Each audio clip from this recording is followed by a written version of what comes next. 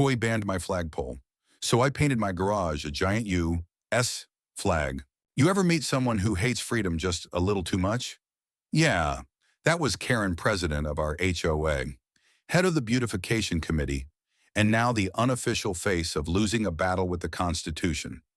Let me walk you through it. I live in a quiet, cookie-cutter suburb called Liberty Ridge. Irony noted, my house sits right on the corner, facing the main entrance. I'm a veteran, served 8 years, 3 tours, got home in one piece. And the first thing I did when I bought that house was install a flagpole out front. Not a billboard, not a spotlight, just a classic aluminum pole with Old Glory flying proud. My dad helped me install it. We poured the concrete base ourselves. Meant something to us. You know. Well, apparently, it didn't mean squat to the HOA. One morning, I wake up to a violation slip taped to my door like a parking ticket from God. Unauthorized vertical structure. It said, non-compliant with HOA guidelines under Section 14.2, permanent fixtures. I laughed. Thought it was a mistake. It wasn't. Karen showed up at my door that afternoon with a folder full of paperwork and a tone that made drywall peel. She said, I'm sorry, but flagpoles aren't permitted in front yards. They disrupt the visual uniformity of the neighborhood. I said, you're kidding? Right, it's a flag. She said, the rules are the rules. I said, the First Amendment doesn't really care about your rules. She blinked. Well, the HOA does. 2 days later, I get a formal notice. If I don't remove the flagpole in 10 days, I'll face a $250 a day fine and potential liens. They cited 3 obscure clauses that, funny enough, weren't enforced on the dude down the block with a 10-foot flamingo or the neighbor with the inflatable Santa in July. Nope, just me. Just the guy with the American flag.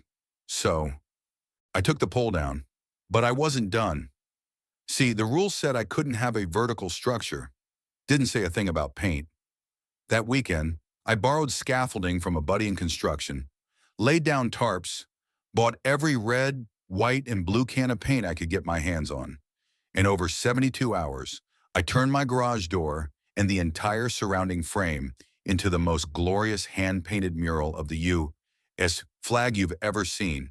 Stars, stripes, shading, even a bald eagle hidden in the folds of the flag if you squint just right.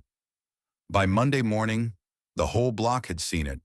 By Monday afternoon, Karen showed up on my lawn in a rage. She had 2 board members in tow and a fresh citation. This is defacement, she screamed. Nope, I said, sipping coffee on my porch. It's paint. Paint's not a fixture. Paint's not a structure. Paint is freedom. She stuttered. You can't just turn your garage into a billboard. It's not a billboard. There's no words, just a flag. You have a problem with the flag, Karen, and she did. Oh, she did. She filed another violation. I appealed, took it to the full board. Guess what? 2 of them were vets. One was a retired firefighter.